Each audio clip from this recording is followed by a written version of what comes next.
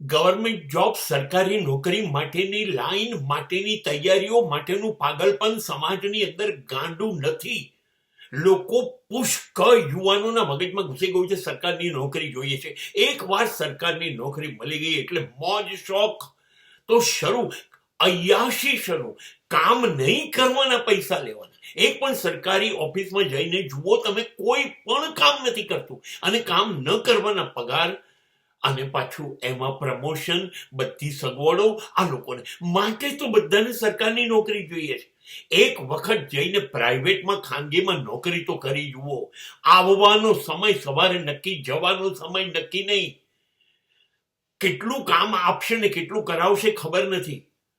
પગાર પગાર એની મરજી પડશે એ દિવસે આપશે.